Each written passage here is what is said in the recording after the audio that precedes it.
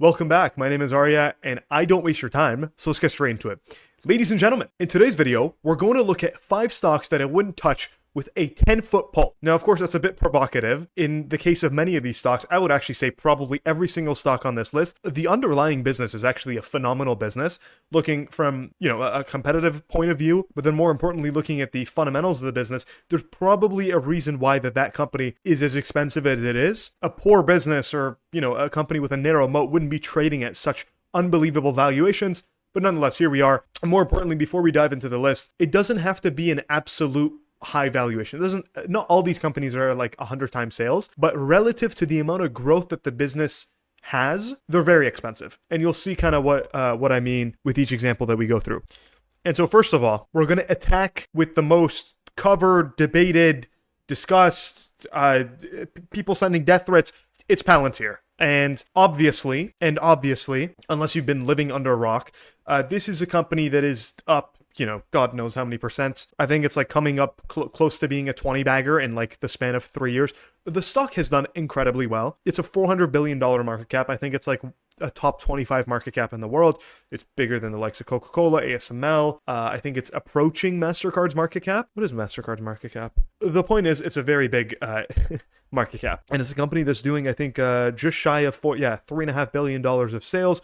Obviously, you put 2 and 2 together. This is a company that trades at a eye-watering valuation. Even after the recent little drop over the past little bit, it is now trading at 110 times sales. Just a few weeks ago, it was close to 124 times sales. Now, of course, as I mentioned at the start of the video, a phenomenal business. You go look at any of the KPIs. You go look at the revenue growth, you go look at, literally, you want to pull up anything financials related, margins related, reducing SBC as a percentage of cash flows. You look at any financial metric of the business, fantastic. At no point am I denying that. Do I understand the business? No, not really. I think that's kind of by design that they're a little bit of a black box, mysterious sort of company. So I can't really comment too much on the competitive moat of the business. But of course, any SaaS business that's integrated with big enterprise companies or governments and stuff like that, there is very high switching costs involved with that. This is evidenced by, actually, it seems they don't break out like a net retention rate, but they have a gross retention rate that they break out, which again, as I mentioned, like you see this thing is just accelerating into the moon. Coincidentally, the valuation is actually accelerating alongside it. So a lot of steam, AI company, great stuff, right? But as I mentioned, all these companies are great on this list. It's simply the valuation to growth, I guess, ratio you would call it, that is the mismatch for me that makes me want to say I'm staying away from this type of stock. And actually earlier today, a company that Palantir very frequently gets compared to, I think wrongfully so. I don't think these companies are even remotely similar, at least from what I've read on both of them. Frankly, I don't understand either one too well. But Snowflake, a few months after its IPO, so, drastically different sort of circumstances. That one is in the 2021 bubble, we're in today. And so it's definitely a bit different in terms of the market conditions that this happened in. But Snowflake, a few months after its IPO, hit you know what? We'll pull it up. Here we are. At the all-time high of the stock, around $400 per share, it hit a EV to sales multiple of 117. Now, mind you, it had that EV to sales multiple while revenues were growing, I believe, like 100% year over year. Yeah, the revenues at the time were growing, 120, 116, 11, 110, 106%, and then it slowed down from there. So keep that in mind, right? So keep that in mind. And so we are roughly 4 years later, and Snowflake stock is down 50%. And at the same time, the revenues have gone from $1 billion to $3 billion. The revenues have tripled, but the stock is down half. Now, granted, they're still unprofitable, and there's an element of like the market is overly punishing that as well. But the point still stands that the company was trading at a ridiculously high EV to sales multiple, price to sales multiple, whatever, and now it's at a significantly lower valuation, and the stock hasn't done well for 4 or 5 years straight. Now, of course, I'm cherry picking the exact date. I'm choosing the literal all-time high, but the point still stands. Had you bought at 400 or had you bought at 300, you would be underwater. And it wouldn't be good for you, right? So this is a case of like, even though the underlying business is fantastic, it's growing really fast, accelerating growth, whatever, you have a case not too long ago of a similar-ish business that was growing 3 times as fast, trading at the same valuation, and here we are 4 years later, and shareholders have been destroyed. I'm not saying the same is going to happen to Palantir. I'm not saying the stock can't go higher. I think me and every other person who's been a critic of the valuation has been proven wrong over the past year. momentum can seriously start to take over and take these things significantly higher. I don't think anybody in 2021 imagined Tesla would be like a $1.5 trillion market cap, but here we are. So to summarize my thoughts on Palantir, fantastic business as evidenced by the operating metrics and financials of the business. There's never been a precedent of a mega cap company trading at 100 times sales and shareholders not getting hurt in the immediate, call it, couple of years after that. I think best case scenario, you actually have a scenario like our next stock that I'm never going to touch, Tesla. If you look at Tesla, again, since 2021, roughly the stock has been flat. And this is entirely the result of course, a stupidly high valuation. Now, there's a multitude of different ways to kind of look at this. Tesla at the moment is not operating profitable. They are not, well, actually it seems they're profitable, but they're facing a couple quarters of unprofitability. Same thing goes for net margins, free cash flow. They're investing in a whole bunch of different CapEx stuff. So I think like any traditional valuation metric that you tend to look at Tesla with is a bit skewed. And then on top of that, we can't use price to sales for a low margin business. For example, like you can even look at this in the case of like an Amazon, right? Just the way the math works, the price to sales of a low margin business looks overly cheap. Like you look at, Amazon, you look at, for example, Walmart.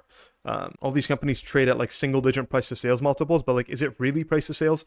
Is it really like that cheap? Yeah, like Walmart trades at 1x sales because they're low margin. They're not valued on sales is kind of what I'm saying. So in the case of a Tesla, I think in my opinion, the best way this company can be valued at the moment and has been valued at historically is the enterprise value to gross profit multiple. And so this is two things. One, Tesla has a fantastic balance sheet. Like at no point am I discounting that. I think they have like 30, 40 billion. Yeah, almost $40 billion of cash. Of course, not all of that is like net debt, but they have a fantastic balance sheet. They have, I think, 3 times more cash than they have debt. So using the enterprise value takes that into consideration. And then more importantly, gross profit is a constant denominator that's consistently been positive throughout the history of Tesla and really showcases the underlying, quote unquote, profit potential of the business. And so as you can see in early 2021, this company peaked at 120 times EV to gross profit. Now, I know this is a bit of an obscure metric. So we'll look at Amazon, which at some point was also a low margin and fast growing, lots of hype, overvalued business.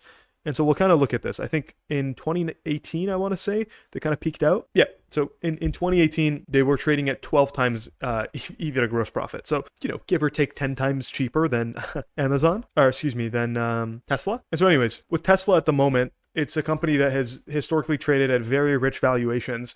It continues to trade at a very rich valuation. And the biggest problem I have with it is that at the moment, revenues are in decline, car shipments are in decline.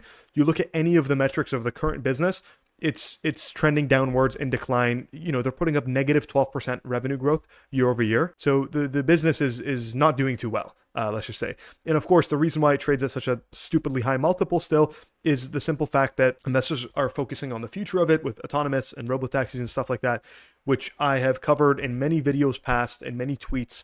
Why I think particularly with the robotaxis, I don't know too much about robotics and autonomous and stuff like that, but out of the countless hours of research that I've conducted, it would be an unbelievably difficult task to try to compete with, I call it the Uber mafia of Uber on the demand side, the app, the international reach, the access to 200 million monthly active users, the 11, 12 billion rides that take on the platform every single year, the consortium of 30 different partnerships expanding across 15, 20 different countries. It would be a very difficult task to try to compete with them and to put up the capex on declining operating income, declining revenues and stuff like that. Like Tesla has a great balance sheet that can only subsidize the investments into robotaxi for so many years, and you have to invest in R&D, and you have to do the capex build out for the chargers, the cars, the cleaning, right? Like trying to do all those things by yourself, you would be lighting money on fire. And that's something that maybe Tesla could do through dilution and stuff like that. They have a very expensive stock, but it's a very uphill battle. One last thing to throw in here. It's a very uphill battle. And even if profitability returns back to normal,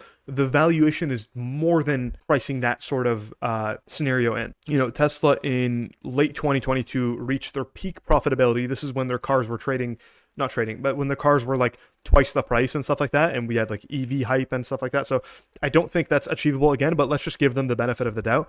Let's say they can achieve the highest margins that they've achieved in their history. They just go back to that, right? They're at like, 6% margins? Let's say by some miracle, they go back to 15%, which again, ridiculous. But anyways, even if they were able to do that, today they would be trading at a 300 PE. So at the most profitable point the business has ever been, the company would still be trading at a 300 PE. And that's like a real PE. That's not no due to unprofitability and stuff like that. Like if you go to like, I think DoorDash, for example, right? You look at DoorDash here, you look at the trailing PE, it's like 140. You're like, oh, that's, wow, such an expensive business. No, not really. Like they're just kind of turning the corner on profitability. So the denominator in the P, the E portion is a little bit artificially low. If they double their margins year over year, all of a sudden this gets cut to like 70. You know what I mean? So it's like, not exactly. But in the case of Tesla, it would be a real 300 PE, which is just nothing short of absurd. That's pricing in the moon and the stars and everything. So ridiculous of valuation. Moving on. Ladies and gentlemen, CrowdStrike. This is your amazing cybersecurity company, super fantastic, crazy metrics. You know what? Pretty similar in regard to Palantir in terms of their financials are just disgusting. And the simple reason I'm not touching this is because it trades at like 30 times sales. And, oh, you know what? It's actually cheaper than I expected. So this is, out of everything we've covered so far, if the past two I wouldn't touch with a 10-foot pull, I wouldn't touch this with like a 5-foot pull. I think if, CrowdStrike slides to like the mid to high teens, I wouldn't buy it personally, but I think that's like a more fair valuation for the business is like a high teens EBITDA sales multiple, similar to like where ServiceNow typically trades at, where, this is actually cheaper. So ServiceNow is like a 15 EBITDA sales multiple, but yeah, like roughly in this range, right? I think that would make more sense for it. Still though, like even at today's valuation, that's still a good like 30-40% decline. Again, I don't think it's stupidly overvalued like the past two that we just covered.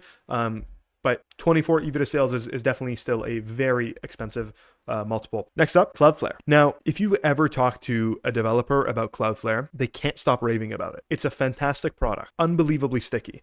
The company is unbelievably innovative. Innovative? I don't know how to pronounce that word.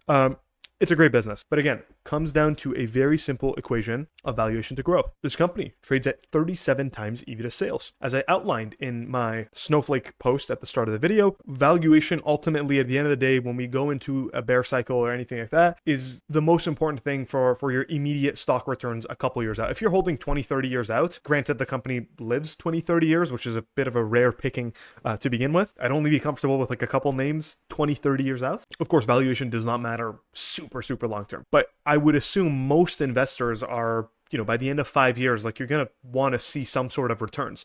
Maybe for a year or two, you can kind of hold off. And if you're in the red or whatever, right? Like you wouldn't be emotional about it. But I would assume most investors by the end of like 4 or 5 years are kind of looking up thinking, what's happening here, right? So in the case of a Cloudflare, it trades at 37 times sales. If this were to re-rate by half and go down to like the low 20s where it has roughly averaged over the course of its existence, you're fighting like a huge negative CAGR. I don't want to actually run the numbers. You know what? Screw it. We'll run the numbers. And we're back. So this is the current revenue base. And then I said if it grows at 30%, which is, by the way, like they're not even growing at 30% right now. So like the trend is pretty clear that revenue is going to slow down from here. I think if, we click on quarterly, we see what analysts projected, also probably a slowdown. I guarantee you if I go, oh, you know what? It actually ticked up quarter over quarter, but still a slowdown year over year. So it doesn't count. But yeah, as you can see, over the next year and a half, continued slowdown for the business. If we go into investor relations and I ask for the full year guidance for revenue growth, I guarantee you it's going to be a continued slowdown. Okay, for the full year, 27%, right? So point is, they're not even growing at 30% right now. But I still gave them 30% because, you know what? I believe in miracles, okay? If they were to grow 30% per year for the next 3 years, the ending year revenue will be 4.1 billion. That represents a 30% CAGR. And then if we were to simply value it at the average sales multiple that we have since this company went public, so 23 times sales, you would end up with a $95 billion market cap that represents stock CAGR of 11% per year. And actually, I forgot something small with this is they're a constant diluter, right? So if we pull this up, okay, so it seems that on average, they typically dilute the shareholder by about 2% per year. That's they're issuing new shares of the stock. And obviously, if there's 2% more shares of any company, that means you own a smaller piece of the pie, you own a smaller piece of the business. And so the math doesn't work out exactly, but you can think of it as roughly reducing your stock CAGR by about 2% per year. And again, I'm not knocking this. I'm an Amazon shareholder here. Amazon has been diluting for a number of years, and I'm happy to be invested in that business. because I think ultimately the valuation to growth ratio for that business is appropriate and they can dilute, and I'm happy with that, right? But when you're already trading at such a high valuation, it doesn't help your case that your future shareholder returns can be impacted by dilution as well. Side note, we'll go on a little rant here, but I'm actually in favor of companies diluting more when their stocks are expensive. It's like a cheap way of kind of raising cash. I think it totally makes sense. Like if I was in the shoes of Palantir today, I'd be issuing as many shares as humanly possible. Okay, number 5. And I absolutely love this company. I'm Canadian, so I haven't been able to use their brokerage, but from what I've seen, from what I've heard from my American friends, interviews with the CEO, phenomenal business. I hope they expand into Canada because I'm going to transfer my brokerage over to them almost certainly. Of course, I'd have to see like with Forex and stuff like that because I use IBKR at the moment, which is by far the cheapest fees anything. But yeah, I would definitely have to see what they have to offer. But I love the optionality that this business has.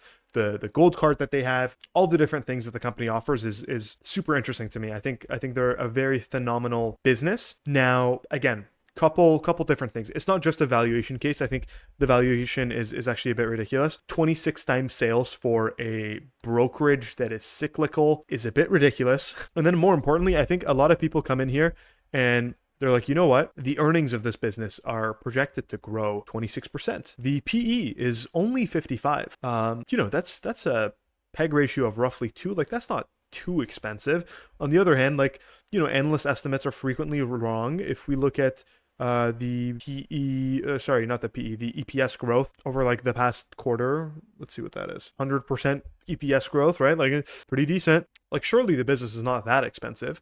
And that's where you would be wrong. So if we just simply toggle on net profit margin, you'll kind of see what I'm talking about. We'll go over to quarterly. As you can see, something sticks out a little bit. There's a bit of an odd quarter in here. In December 2024, they had 90% net profit margins. That might be the highest net profit margin I've seen in a company ever. Actually, I lied. I think Pinterest had a quarter with higher. Sorry, we'll go on a little side quest here. Let's see what this is. Yeah.